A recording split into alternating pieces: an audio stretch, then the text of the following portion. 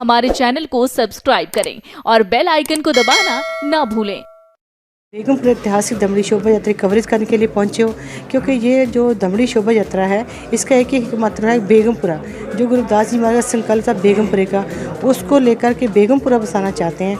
और जलंधर पंजाब से ये यात्रा 2006 से शुरू हुई है और मैं गुरुदास साधु संप्रदाय सोसाइटी के एग्जीक्यूटिव, मैं उनकी मेंबर हूँ, बिल्डिंग कमेटी इंचार्ज हूँ, बाय प्रोफेशन में आर्किटेक्ट हूँ। और जितने ये डिज़ाइन करती हूँ, जैसे गुरुद्वारा बाबा जी का बना है, स्कूल बना है पंजाब में और हॉस्पिटल बना है, और ये जटवारापुर में ज्वालापुर में जो श्री गुरुदास मेमोरियल गेट बना वो भी मैंने डिज़ाइन किया है।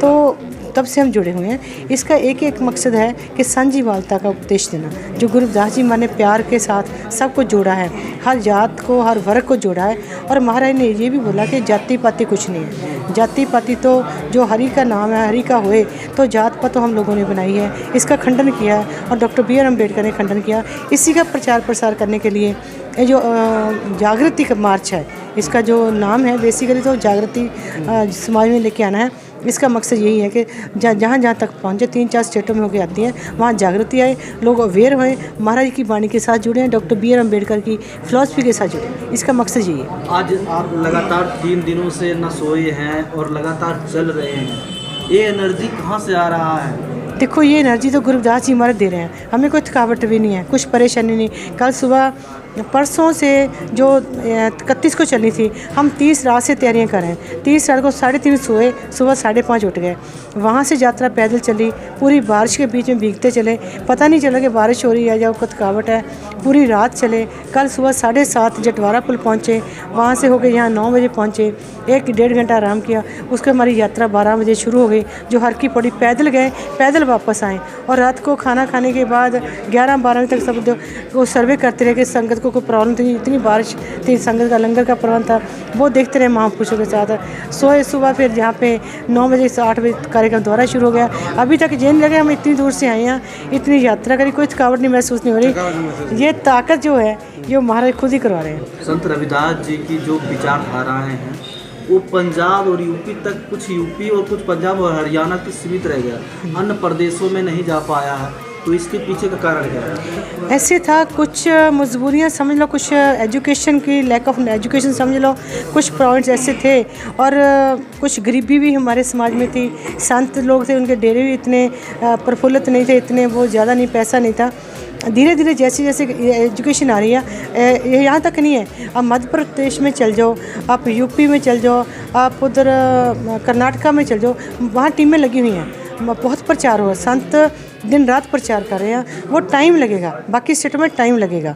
मध्य प्रदेश से संगत बहुत आती है, आंध्रा से भी संगत आती है। अभी आप देखोगे यहाँ पे बॉम्बे से, दिल्ली से संगत बहुत आई हुई है, अलग अलग से। JNK में बहुत प्रचार है, JNK से हमारी यात्रा शुरू हुई है, वहाँ से यात्रा आई है, और हरियाणा से है, हिमाचल से है, हर जगह से, हर स्टेटों में से संगत आ रही है। धीरे धीरे करके जागृति आ रही है। संत रविदास जी का एक दोहा है, ऐसा चाहो राज में मिले सभी को अन्न।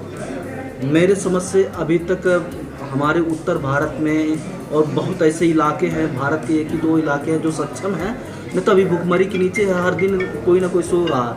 क्या रविदास जी की जो विचारधाराएं हैं अभी सफल हो रही है, सरकार पूरी कर पा रही है, कि क्या कमियां हैं?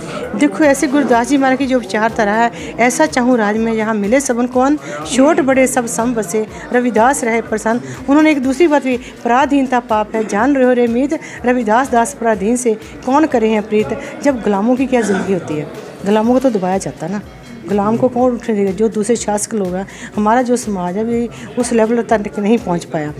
यूपी में मायावती जब सरकार आई है, उन्होंने बहुत डेवलपमेंट करी। आपने देखा होगा कि जो मैं क्यों आर्किटेक्ट, मेरे साथ लेबर बहुत थी उधर, यूपी की लेबर सारी वापस आ गई, उनको घर बना कर दे दिए, उनको घर बना कर दिए। तो कांचीराम जी ने बहुत प्रचार किया।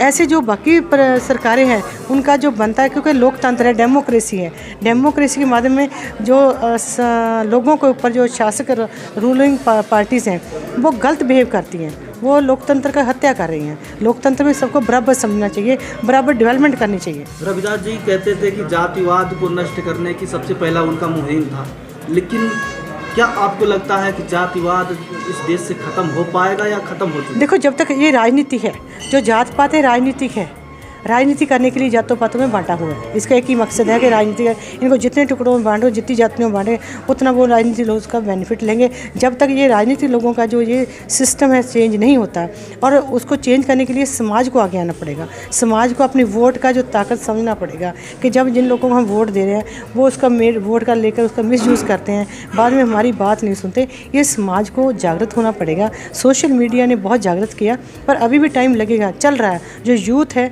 वो बहुत जागृत है, उनको पता लग गया हमारे राइट्स का। जो डॉक्टर अम्बेडकर ने हमारा संविधान दिया, अब संविधान पढ़ने लगे, उनको अपने राइट्स का पता चलने है। उनको दबाने के लिए जो रूलिंग पार्टीज हैं वो बहुत ताकतवर है, क्योंकि साधन संपन्न है, पैसा बहुत है। हमारे समाज के पास साधन भी इतने नहीं है, पैसा भी इतना नहीं है, बहुत उनके लेवल पे आने के लिए बहुत टाइम लगा। और ये अगर वो पार्टी चाहें तो समाज को, क्योंकि बाबा साहब डॉक्टर अम्बेडकर ने कहा था रिजर्वेशन जो दी थी सिर्फ जो आर्थिक तौर पे बराबर लाने के लिए, अब वो सिस्टम तो ख़त्म ही हो कर दिया। रविदास जी पाखंडवाद के विरोधी थे सबसे पहले, लेकिन इस देश में रविदास जी को भी भगवान माना जा रहा है, बुद्ध को और अम्बेडकर को भी भगवान माना जा रहा है। इस विषय पे आप क्या देखो, वही मैं कह रही हूँ, ये जो धर्म की बात है ना, जो देश हमारा है ये शुरू से दबा हुआ है, क्योंकि जो सिस्टम जहाँ का हमारे देश का है वो धर्म के ऊपर ज़्यादा बिलीव करते हैं। जब पखंडवाद के बिजनेस बना हुआ लोगों का, बिजनेस में आकर ये पैसा इकट्ठा करके, वही अभी देख रहे हो कि पैसा जितने मंदिर, घर घर में मंदिर, मोहल्ले में मंदिर बना, एक एक घर में 2-2 3-3 मंदिर बनाने वाले गोलक लगी, पैसा लगे, वो सरकारें बना रहे हैं। लेकिन हमारा समाज जो है अनपढ़ता के कारण सिस्टम में लगा रहा। लेकिन अब जो सिस्टम है, हमारा जो न्यू जनरेशन है इस चीज़ से बाहर निकल रही है एजुकेशन के माध्यम से। हमारे चैनल को सब्सक्राइब करें और बेल आइकन को दबाना ना भूलें।